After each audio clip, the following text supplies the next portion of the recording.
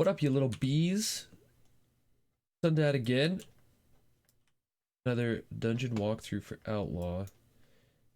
We are doing Shrine today. I liked what we did with Toldegor, where I just walked through the dungeon on normal instead of looking at a VOD.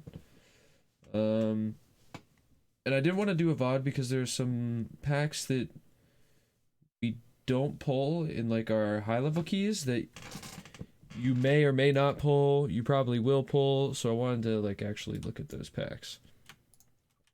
So Templars, one cast you're worried about, and this is every Templar you see, is his Protective Aura, 15-second cooldown, so melee can kick every single one of them. You have to kick to put it on cooldown. If you stun, he will recast, and it makes everybody else he's around take way less damage. If you have a purge in the group, you can get away with purging it instead. So if you have like a mage or a demon hunter or a shaman, demon hunter is a little less reliable because he casts tidal surge on himself, which is just like a haste buff for himself. That's pretty irrelevant, but it gets in the way of purging the protective aura sometimes. So safest bet is to kick every time. So if this is your kick target, focus him, kick him. There's the cast. And you can track the cooldown of it. Something I like to do that is like a good little tip is when you know mobs have a 15-second cooldown on their spell, you can track the cooldown by tracking your kick cooldown. So when your kick comes off cooldown, they're getting ready to attack. Attendants, we're gonna fight one attendant at a time here. I want to show you something. Alright, so we're gonna melee. Water Blast are the scary boys, but a lot of times you don't have kicks for it. But I do want to show you kicking wash away. See how this locks him out? He doesn't cast for a while. That's often the play. So if you have a free kick, you can kick washaways, and you can also do this. You can also gouge washaways, and then he will try to recast washaway. Stun the washaway. He's going to try to recast washaway again here. He'll try to cast this until he gets it off. So this is a good way to prevent Water Blast from coming out. Watch, if you kick Water Blast, this also locks him out. But this is like, kicking a Water Blast and kicking a Wash Away is very close in how much damage you reduce on the tank, and it puts your kick on cooldown.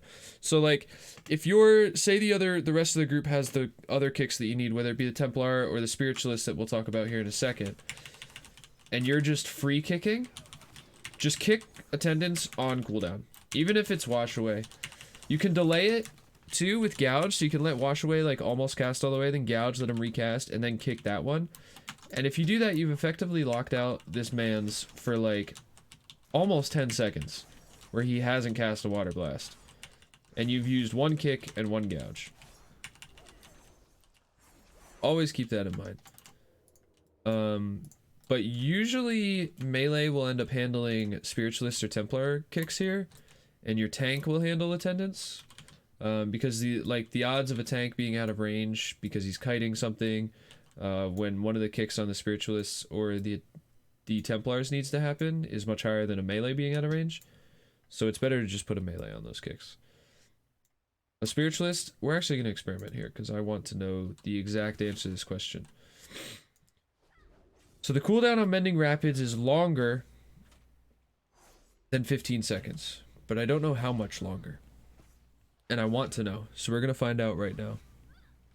After this man's cast Anchor Binding. Anchor Bindings you don't kick. If you're assigned to a Spiritualist in your group, you want to be kicking Mending Rapids. And this is another one, it will recast if you gouge it. But it gives you a lot of time because the cast is so long. Alright, so let's count, we're gonna count how many seconds after kick goes on cooldown. So kick is back up. We're gonna track this. Been about 5 seconds, and then he casts this. It's about a 20-second cooldown on this ability. And because the cast is so long, it means that a ranged DPS can maybe get that. So if you have a ranged DPS in your group, you can assign them to Spiritualists, but make sure that they call if they need help, right? If they need like a quick gouge or something. But that's it for these mobs. Usually in most comps, you're only going to need like 3, maybe, usually it's 3, like must kicks on Mending Rapids and the Templar's Protective Aura. And the rest are usually free kicks on Attendants. So the safe play is to put your ranged boys, if you have one, on free kicking the Attendants, so that you're sure that you have a kick for the Spiritualist. And also something that you can do, because it's a little over 20 seconds, right? If you're confident in your ability to lock out the Spiritualist without kick, like if you have gouges and stuns and blinds available, you can kick the Mending Rapids, and then you can get a sneaky kick on the Attendant on your next kick cooldown, as long as you're like kicking on cooldown. Like as soon as it comes up, you want to be kicking the Attendant. And then with gouge, blind, stun, you can vanish cheap shot if you need it. You can prolong the cast of your next Mending Rapids on the Spiritualist, so that your third kick ends up being able to cover it. So like first kick would be on Spiritualist, second you sneak in on Attendant, have to cast it on cooldown, and then third you'd go back to kicking the Spiritualist Mending Rapids. But that's like some advanced shit, and the gain is not gigantic. It's obviously a good gain, because any amount of the Water Blast not going off is a win. But if you're not confident in your ability to manage delaying the cast on the Spiritualist long enough with disrupts, then it's not worth. So here's a little shroud skip that you do. I come out here to distract. You can do it up here as well. You can hit him with the jump distract. But it's much easier and safer to just walk down here, distract this man's away, and then you shroud and you jump down the hill. Distract is super OP, and your team comes with you, and now you're down here. Now you have these 4 mobs. These guys, as we see them again, we're actually pretty much done seeing them. But once we see a mob and I explain how you should be handling it, I'm probably not going to talk about it too much after that. These droplets are just free count. They don't do anything. They just attack. And most routes will include all of the droplets up here. These ones down here, we're going to skip the boss. I'm not going to watch the boss, but I will talk about the abilities. Oh, I missed the distract on that man, so that's not good. But with distract, you can be the boy that tags these. You can even do it without distract. And all these lads will come. But it's much easier for a ranged character to do it. Like a 40-yard range boy can do it from over here while you're fighting the boss, and they'll come down. But we're going to fight these, and then we're going to stealth past the boss. But I am going to open up MDT and talk about the boss's abilities, because there's some cool things the Outlaw can do on this fight. Let me put some markers down too. Let me get in a group. I can show you how to like truly min-max this boss. How do I do this? Here we go. Custom, group, private. There we go. Okay. So first let's talk about his abilities before he splits. These markers are for when he splits. And we'll also put one.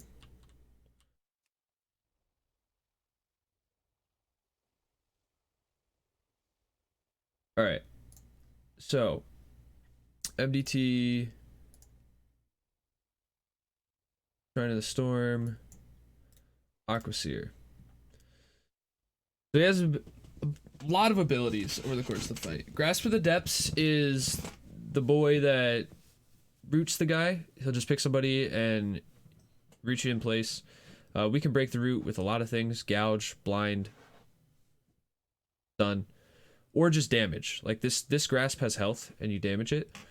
So this is like not a lot of damage on the person that it's cast on. So I don't ever gouge. I don't ever blind. I don't ever stun. I Blade Flurry and I gain wit stacks, which is gaining boss damage, and then I just cleave this down. And then inevitably somebody else in the group stuns it and I don't get as many stacks as I want, and it's fine. But this is not like a threatening amount of damage, even on tyrannical weeks, that you can just cleave them down with Blade Flurry and you gain boss damage by doing so. Surging Rush. This is why I put this circle here. This is a safe spot. This is more so during the ad phase, but if you run up onto circle, you won't get hit by a surging rush ever. You can also come down the stairs here, you won't get hit, and you can go up the stairs there, you won't get hit.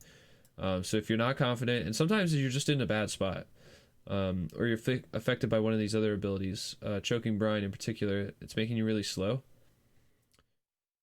and get owned. Choking brine. This is a debuff. It slows you when it's dispelled. It puts all that bullshit on the ground when you're fighting the boss. And if you stand in the bullshit, a new application of choking brine gets put on you, and then you have to have that dispelled again. Best course of action for this is if you see it cast on you, you pre-cloak. Just to avoid, 1, a GCD your healer doesn't have to spend on dispel, and 2, it's damage is not happening and movement it's not happening. I like to do this during the ad phase when the ads cast all the boss abilities, so there's 3 times as many things happening during the ad phase. So if I get a choking brine cast on me, I like to pre-cloak. If you cloak after it's on you, it'll still drop all the bullshit all over the place. So pre-cloak is the play if you're trying to avoid that. Undertow, this is the long cast that pushes you back. This is the best use of vanish that we have. Because you're playing Outlaw, you have Vanish very often. You should never take any damage from Undertow. You also, to keep in mind, you have to wait for the cast to finish. So he has a cast and then a channel. So the initial cast has to finish, and then you vanish. If you vanish while the initial cast is happening, he will recast on somebody. So he has to complete the initial cast. And then Sea Blast is just if nobody's in melee range, he'll cast Sea Blast, and it owns. And the same thing goes for Undertow is cast by the little boys, and Sea Blast is cast by the little boys as well. So typically what you'll see happen is you'll see a healer or ranged go to Moon, or not Moon, this is Diamond. During the ad phase, when all these split, these 3 markers are where the ads spawn. Your healer will go here, and the melees, you want somebody in range so that you're getting meleeed instead of Sea Blast, because the melees do much less damage. So healer will go to Diamond and just hang out and take the melees while they heal. And then you'll have a tank take one of these 2. And then ideally, somebody that's not the rogue takes the other one. So say the tank's on green, somebody else in the group, literally anybody, can be on Moon. Because if you stand generally on blue, you can Blade Flurry and hit both ads. Their hitbox is big enough that you can hit both Moon and green from blue. And then you also are very close to the safe spot circle to move up to when they Surging Rush if you have to dodge. So obviously we can, if you need to tank one, you tank one. You just get in melee range of it and it melees you. You don't have to worry about parrying or anything. You can parry if you feel like it. There's not really a better use for it upcoming. So you might as well, but you shouldn't be tanking to begin with. You should be owning. We're one of the best 2-target cleave classes in the game. We're certainly the best of like the meta DPS right now. So if you can take advantage of 2-target cleave during this phase, you should be doing it, and somebody else should be tanking that shit. And then you kill all the stuff, the boss comes back up, and you finish him, and then that's the end of that. But we have a lot of utility as far as pre-cloaks, vanishing stuff off, having really good damage on this. And just mobility for the other phases. So Outlaw's very good at this boss. Now we have Galecaller Apprentices. A lot of times these boys are pulled into this boss because they don't really do anything. They have one cast that has a cast time. Tempest puts a tornado on the ground that does giga damage and moves slowly forward. It will not recast if you disrupt. So you can choose to kick this, or you can gouge it, you can blind it, you can stun it, you can whatever, and it has a 15-second cooldown. So you can get everyone with gouge. So on this pull, like if you pull these 2 in and you have one outlaw in the group, the outlaw can handle both of these ads by themselves and nobody else has to worry about it. But it's so easy to kick that you might as well just kick it as well. Here, show you. We'll focus X and we'll hit Moon. Now that we've talked about it, let's show you. Alright, so I'm gonna kick the off target and then stun this lad. And now we're done. We got them both.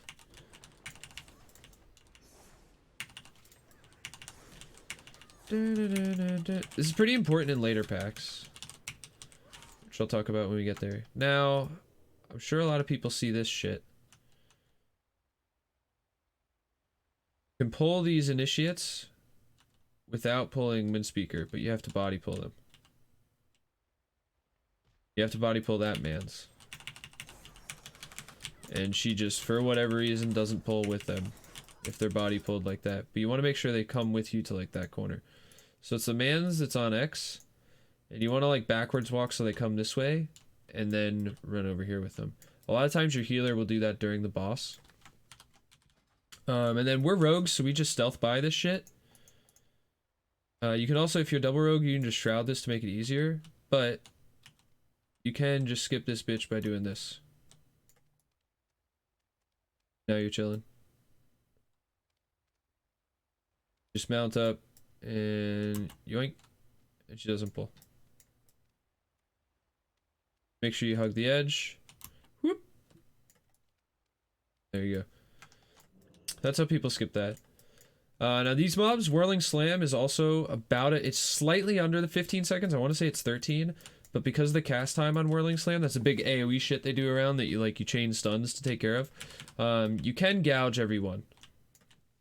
And if for whatever reason gouge is not up, because sometimes there's like one every like 5 or 6 casts that I notice that my gouge is not back up in time.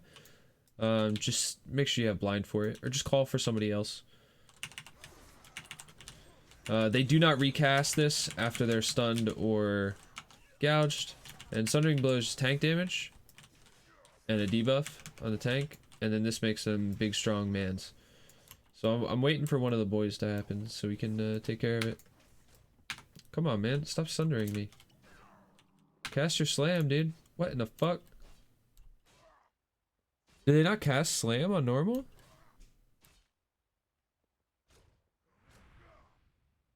Or if there's only, if there's only one target present or some shit?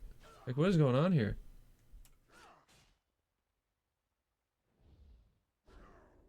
I'm actually super confused. We're gonna kill him. That's weird. That's very strange to me. But anyways, the ability is called Whirling Slam. Does AoE damage to everybody in the radius. It's like the one you cannot miss. You gouge it, or you stun it, or you blind it. But usually I'll come into one like that pack and I'll just be like, I'll mark one and be like, hey, I got this one. And then this pack is also something I walk into and I tell my team that I have both the Iron Hole and the Gale Collar, and they can all free kick on the Attendant. And then I'll usually, I mean, it doesn't really matter how you do this. You want to focus one of them so it's easy to get one of them. And then just know which one you have focused so that you remember to target the other one when you're using the ability, right? So I'll focus the Apprentice, and I'm going to use my gouge on the Whirling Slam, and then I'm either going to use a stun or a kick on the Tempest that the Gale Collar casts. And then my team is handling the Attendant. So my team's owning the Attendant, they're kicking on the Water Blast, they're doing a great job, everything's good. Important to note about this guy, actually important to note about both these guys. Let's talk about Windspeaker. Once Windspeaker is engaged, if she is ever engaged and then like resets or you wipe and you have to run by her, once she's been engaged in combat, she will have True Sight. So you cannot stealth by her. This one doesn't matter as much because even with True Sight, you can just do the mount thing and run by her.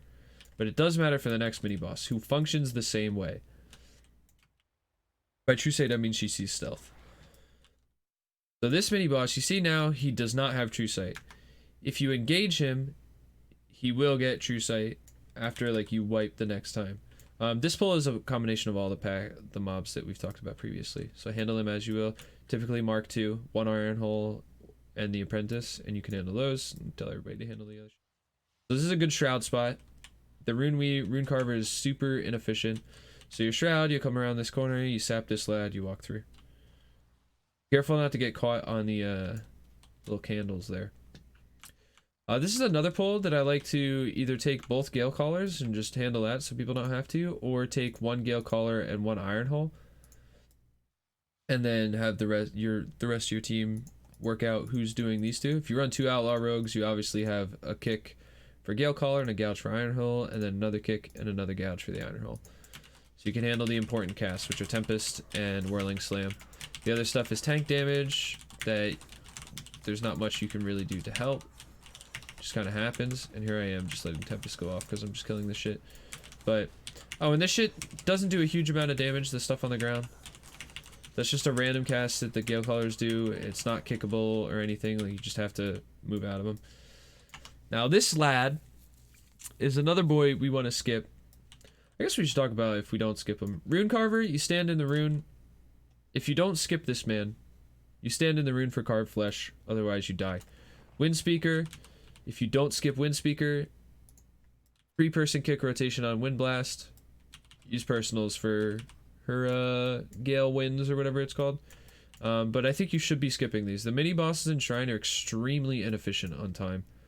They give the count of 2 mobs, but you have to fight them by themselves. So you could literally fight every other pack in the dungeon is basically more efficient than fighting these boys, and there's plenty of trash in the dungeon. So let's put down some markers for this skip. This is another boy we want to skip. X is where we're going to. Moon is where the lads are going to. Actually, I guess it's not Moon.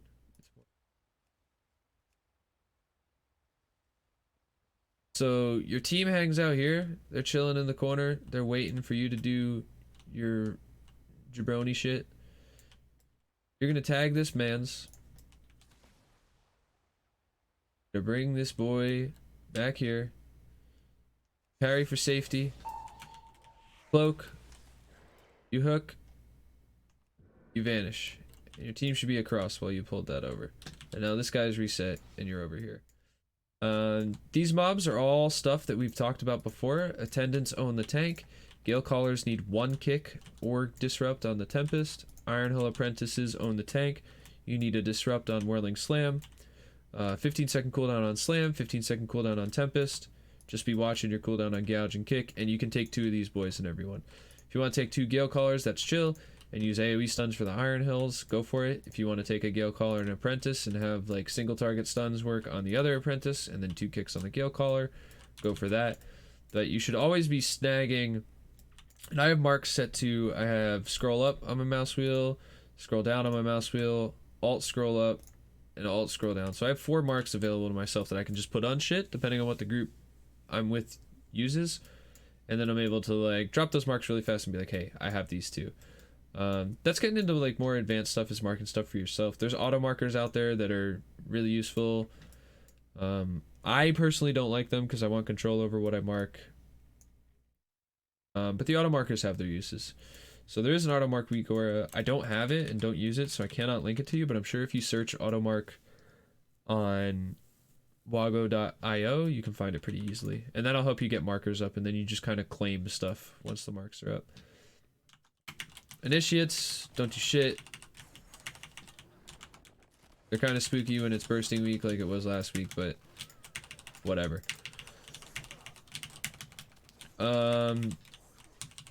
Some things to note. We're actually gonna go back and look at some shit. One, stuff will snap into the water here. You can kind of use this for reaping if you're feeling it, or if you want to do all the initiates at once, your tank can like speed pot through, tag all the initiates, and then jump in the water, and they'll all be grouped. Let's fight some shit. I want some space to show stuff. It can be useful for reaping waves as well. I think it's fine for reaping waves. I don't use it very often, the snap spot for reaping, because I prefer to just LOS everything into here. So you usually get a reaping wave somewhere when you're fighting all this shit, and I like to LOS in here, and stuff will come over the bridge, it'll come down. Stuff from like over here or whatever will come over to here, and you're chilling. Because my preferred way to path this dungeon is actually not doing square and doing the pat with moon pack, and then pulling the square pack in with the boss once the caster is dead. That's my preferred way. We'll talk about, I actually fucked up, and let's kill this guardian so I can show another place that I want, like, is good to LOS. So this is usually your third reaping wave that you get around triangle. Is this guy gonna own me? Can I, like, battle and defeat this man's? How much is this gonna hit for? Oh no, we're fine. He can't break my resounding. What the heck? Okay.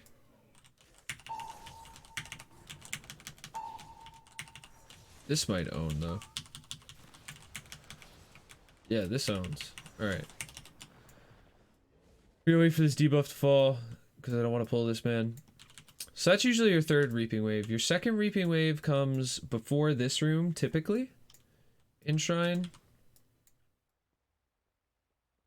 And you'll usually do it either with this 4-pack or with the 3-pack, whatever, wherever your count happens to be at. And you want to use little spots, like, because there's a lot of caster reaping in Shrine. So you want to use the corners of these little hallways as ways to LOS stuff. This also reduces the amount of grave bolts you take. But you want to bring stuff in, it comes down here, maybe you make it come down with this, and then once it's down, you can dodge, you can like dip in and out and dodge grave bolt casts just by LOSing on star or circle. Like, you want to abuse these corners to reduce the damage, because there's a lot of grave bolters, so there's going to be a lot of damage. And usually you're using your stuns on Iron Hull apprentices to make sure that whirling slams don't go off, so you don't have them. You don't have your AoE stuns like timed properly to reduce the grave bolts. So definitely abuse LOS. Use personals on this reaping wave for sure. It's one of the spookier parts of the dungeon. Shrine has become like very chill now. Shrine was never really, I don't think Shrine was ever an incredibly difficult dungeon. The timer was just so unforgiving. If you ever made a mistake, you were fucked. But there is a lot of like little tech things that you do in Shrine. As far as this boss goes, just kick the boy when it's your turn. 3 kick rotation handles it. So if you have 2 melee in your tank, you can handle the kick rotation. If you have 2 ranged in the tank, you should be okay as well. Or 2 ranged and 1 melee. Because you should be able to go tank, melee, ranged, tank, melee, other ranged, then tank, melee, first range, tank, melee, other guy. As long as one of the 2 casters isn't a boomy when you're running 2 ranged, I think you're okay. But you might be able to do it with boomy too. I'm not sure. But anyways, you're kicking slicing blast, you're dodging tornadoes, you're dodging cleaves, you're plowing. Outlaw owns this boss. 2 target, sustain 2 target. Outlaw is so good. Now, these are the mobs that in my VODs I have skipped for the most part. So I wanted to show, at least talk about these mobs. Now the ritualists, we're not going to fight them because heck this. I guess we'll fight one up here. The ritualists need a 2 to 3 person. You can do it with 2 if you kick extremely late. 2 to 3 person kick rotation on, what's it called? Unending Darkness, I want to say it's called. Unending Darkness. You just have to kick every one of these. If you don't kick, things get monk ass. So, work with your team, figure out who's kicking what, don't stack kicks, and sailors, don't torrent these. If you're playing Outlaw, it's better to, and it's not Necrotic Week. Now, if it's Necrotic Week, it's different. But if it's not Necrotic Week, don't torrent to dispel these boys so they die instantly. Leave them alive for a little bit so you can get some wit stacks, because they don't do anything. They're not, like, dangerous, so you can leave them up to get wit stacks. Otherwise, if you don't have an outlaw in your group, which you're watching a guide specifically tuned to outlaws, so you probably have an outlaw in your group, leave them up. Enforcers are just tank damage. They also see stealth, so be careful when you're over here. And a little skip that a lot of people do, and that I think is very good, because I don't think any of these packs are very efficient, right? Like, this mob has double the health of this other shit. It's worth 1 more count, right? This boy's worth 10. These are each worth 1, which kind of makes up for it. It kind of makes this pack okay, because it's basically pulling 4 mobs at once, and you just focus one of them down. But I still don't think it's very efficient. So usually you'll grab this Enforcer when he's, like, around here, and you're fighting the boss. Blue's wrong. You want to get him around, like, X, right? So once the lady dies, you should be focused on the lady. you want your healer to kind of come swing over and tag this man's. And then you just run back to the boss and you finish him while you're fighting the boss. Because this opens up the ability to skip a lot of this stuff. If you just get this one patty boy out of the way. And he's not really threatening by himself, right? And it just gives you something to cleave on the boss instead of just fighting that boy by himself. And when you've done that, if you run 2 rogues, this is like a specifically for 2 rogues. You can use a shroud just to get your group into here. Also, you can come with your druid, and you can, if you're running a druid healer, it makes it a little easier, and you don't really care about the shroud. And then your tank pulls these mobs, this whole group of mobs, away back to Moon. And you can just run through here. As long as your druid is stealthed, he won't spawn, like the depth bringers won't do shit, like they won't start fighting. And if you run double rogue, you can double sap them and then everybody can run through and only your tank has to die. So your tank will die over here and then you'll res them on the other side. But we're gonna kill this shit just because that's what we're gonna do. I also see a lot of people, there's a double sap trick that you can do on the enforcers, but it's super ping related. And if you and the other rogue don't have like extremely similar ping, it's hard to get because you have to hook for the sap, right? Because of where they are and the fact they see stealth. You have to get a distract down, then you both hook at the same time and sap at the same time, and you can double sap these boys. But it's not super useful, and I think having the tank pull away is actually better on time. Because you kind of have to do like a countdown, you're standing here looking at each other while you're getting ready to sap this shit. But I think it's better to just walk through, tank pull shit away. If you have a shroud, you can get everybody through. If not, you and a healer go through, or just you make sure you get through, and then your healer comes and dies on the other side, and hopefully you're a good boy and have engineering so that you can use a res to get him over here. And then the healer will res everybody. Because all this shit is pretty inefficient. Like, all of this stuff is not very good on time as far as being worth killing or not. Even this room, like, it's, I don't know. You want to avoid this stuff. You make up a lot of time by not fighting these mobs and always fighting mobs that are worth good count and have other mobs to do together. Now, on the bridge, you have the option to shroud the whole bridge, which this isn't the pathing we did most recently, but I think my preferred pathing, skipping this 4-pack and replacing with stuff on the bridge is okay. So you kind of have to, the bridge stuff is very efficient, and the tentacle pack is not really scary. The tentacles just hit the tank, and if the tank moves out of range, they smash everybody. So as long as the tank doesn't ever run out of range of the tentacles, you're chilling. And this is a super efficient pack. The tentacles don't have much more health. Like, they have barely much more health than other mobs. You see here on 24 Tyrannical, Cultist has 2.8 million, and the Tentacle has 2.3 million. Or 2.08 and 2.3. So it's not that much more. And they're worth one more count. Puts you in a place where you have, like, solid count here, too. A lot of times in Shrine, because the counts are worth, like, mobs are worth like 9 and 10 and shit, they're worth so much, you end up, it's hard to get like close to exact count, and make sure you're super efficient with your pulling. But this pack's pretty good. The pack I recommend avoiding on the bridge is this pack with the 3 depth bringers. The depth bringers are much scarier than the cultists, so I would not ever pull this pack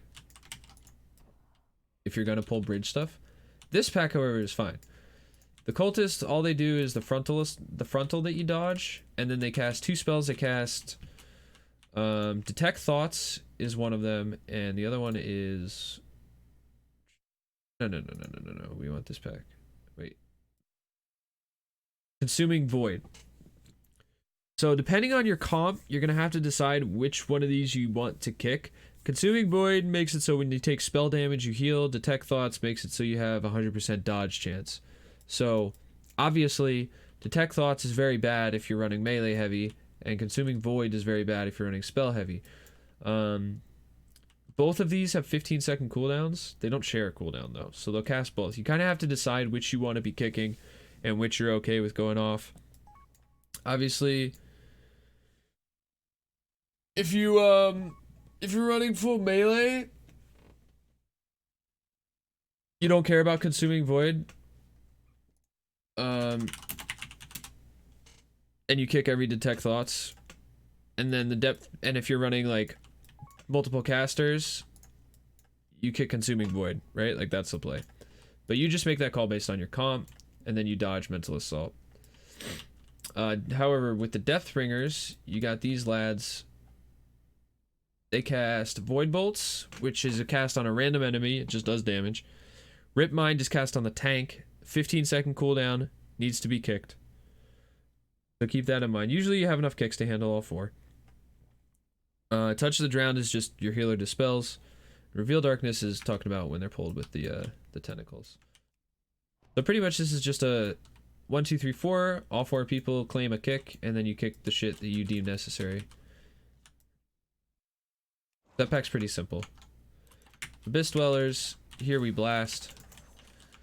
Very, very important that you use everything to stay alive here except Cloak. You do not want to use Cloak, because you want Cloak for the boss. So that is a pack where I health pot, I health stone, I vial on pull. Well, not on pull, but I vial very early on in the pull. And I try to find leech on the previous pack, because if you have a leech buff for these, you cannot die. You do so much AoE damage on this 16 mobs, right? You can't die.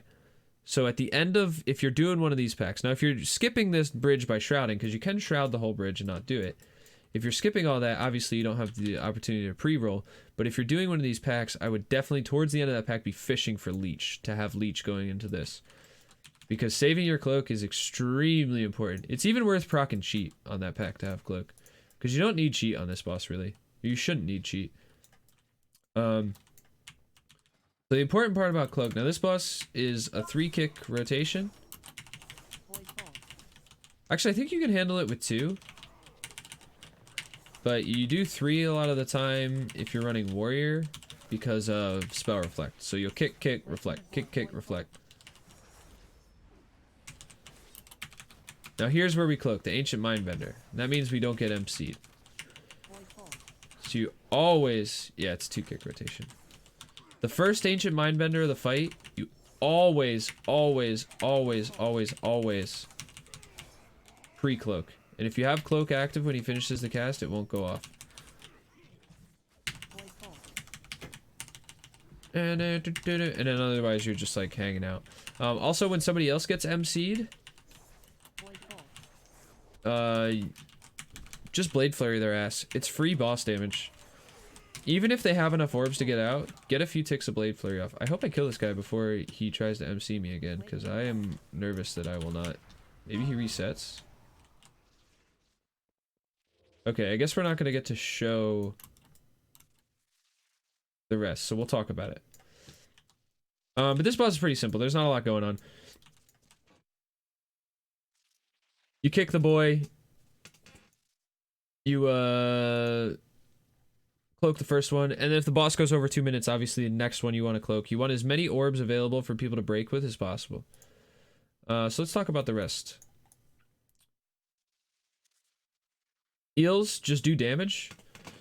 When you pull the eels, parry is very good, because they're Abyssal Strike. If the tank's not in melee range, and the tank's going to be kiting like here and there on this pack for sure.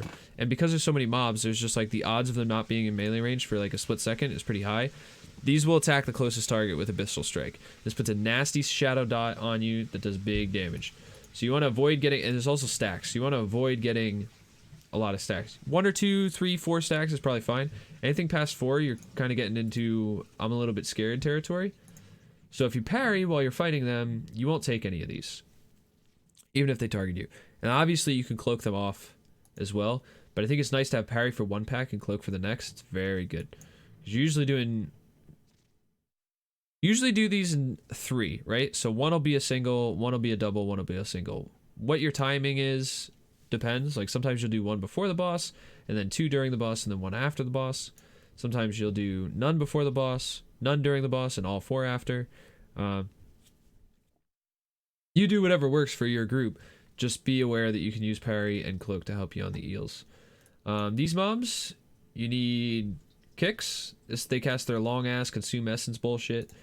2 people can handle a denizen or a forgotten denizen and get every kick. So if you have triple melee, you can fight these forever and not care. If you have ranged, you eventually will run out of kicks. On the 4th cast, you will not have a kick. So you need to kill one of these before the 4th cast if you run a ranged. If you run 2 ranged, it gets a little spicier. So you have to focus one of these down. So if you run melee, you focus down the sunken boy. If you run ranged, you can focus down the forgotten boy. And you're chilling. As far as this boss goes, there's not much to say. Your role on this boss is just to hit the boss. The down phase gets a little spice, and we'll talk about that briefly, but outside of down phase, you're just hitting the boss. You communicate with your healer whether or not you're killing ads. Because the healer, when the ads die, they blow up, and the healer has very low health because of the Whispers of Power debuff. Which is, they use this exact debuff in the new raid in Crucible on the first boss. So if you're new to the dungeon but you've played the raid, that's what the debuff is. It only goes on the healer though. It used to work differently from that in season 1, and this boss was a lot more fun. But now it only goes on the healer. So get fucked, everybody who enjoyed this boss previously. I thought this was a really good boss. It would go on the healer first, then it would prioritize ranged, and then it would go on whoever after that. So if the healer already had Whispers of Power, the next time he went to cast it, he would cast it on a ranged DPS. And if there were no ranged DPS that he could cast it on, either you just didn't have any ranged or the ranged already had it, then he would cast it on a random melee, which could be the tank as well. So, I don't know. I thought that was really cool when you would game a bunch of these buffs onto your DPS and you would have to take 0 damage. Like, you get one shot by everything in the fight if you took any damage, but you did big damage. So, I thought that was fun. I'm upset that they changed it. I'm still upset every time I fight this boss. I think back to what it used to be like, and it upsets me. But what's important on this boss is handling the down phase properly. So, can I get through? I can't get through here. Let's just lust and kill this boy. We'll finish this out. We're gonna potion, bloodlust, and we're gonna kill this guy before the second one.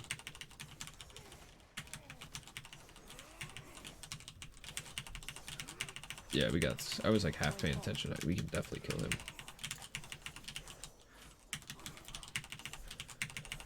Come on, man. Nobody wants to fuck with you. I just want to go further into the dungeon.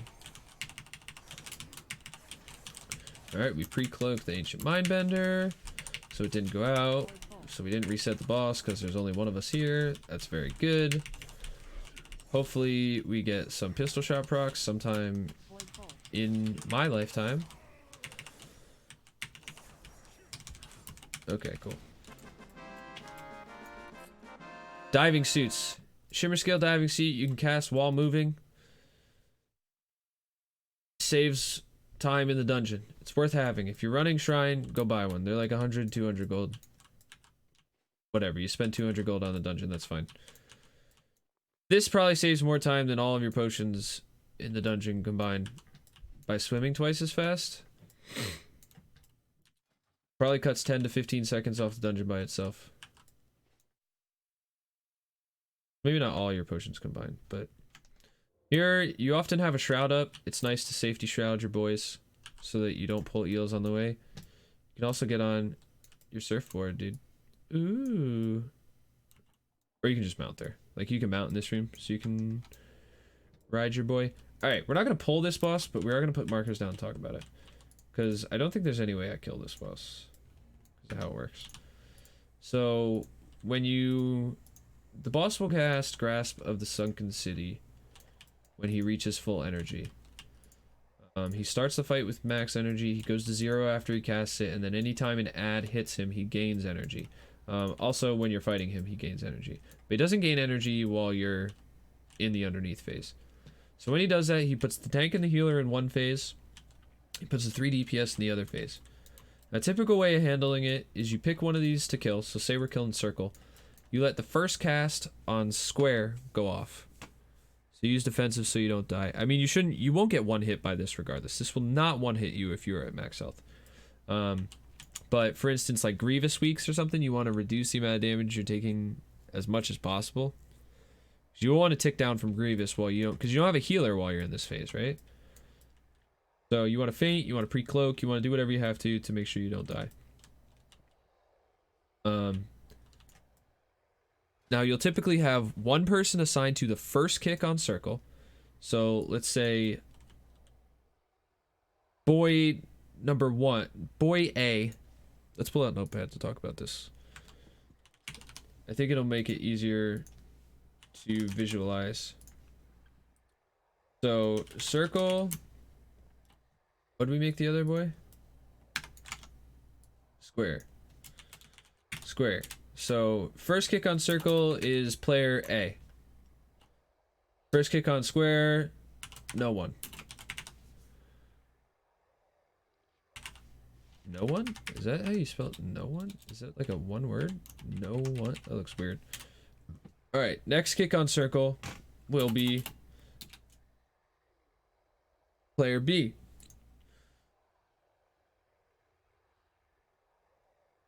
Next kick on square is player C. Next kick on circle is player A. Next kick on square is Hope. So typically by the third cast... Wait, do I have this right? So I kick first. Yes, I have this right.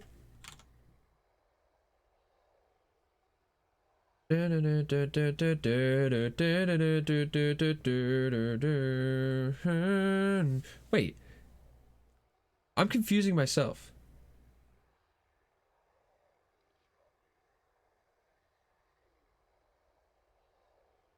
So this should be A or tank. That's actually how this works.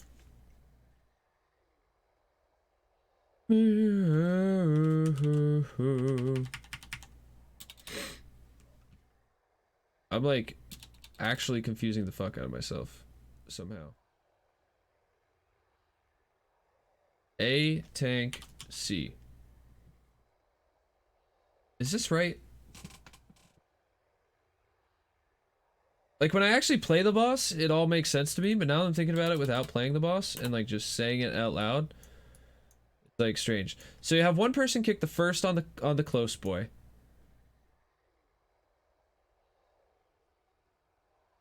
One person kick the second on the close boy, and one person kick the second on the far boy. Like those should be pre-assigned. And then depending on when your tank comes up or when stuff is killed, like you want to have circle killed before the third cast, so that the boy that kicked the first on circle can kick the second on square if your team is slow or if your tank is slow. But a lot of the time your tank and healer will be back up in time to get one of these kicks, so that person A can kick whichever and tank just kicks the other one if they're not gonna die. But I can't believe this is like my brain's like hurting. This is when I fight the boss, I just do it and it all makes sense, but like trying to speak it is confusing the fuck out of me for some reason. Alright, we are in Papega City. Anyways, that's how you handle that bottom phase. Don't fuck it up. Figure out your kicks. You can also, if the key is low enough, you can let 2 go off on blue. And that just makes it so you're guaranteed to be fine killing circle, right? So you'd have like person A kick circle, person B kicks circle second, A kicks circle third, B kicks circle fourth, and C would just kick square on the third cast. So the first 2 would go off, you'd kick the third cast. By that time, this thing better fucking be dead, and somebody's got a kick available to go get square on the 4th cast, because they heal if the cast goes off. So you don't need to kick the first ones because the heal doesn't matter. And then you fight the boss, and that's it. I want to show. I guess I can die. Here, fight me. This man should hurt, right? Tentacle slam. But we stand in this is how we die. Yawning gate. And we stand in this. And we take melees from this. Tentacle slam. Alright, cool. Bring me to the beginning. Ah, fuck! We killed this boss, so it's not the beginning. Well, I'll just show it in MDT. I wanted to talk about the LOS spot at the beginning of the dungeon.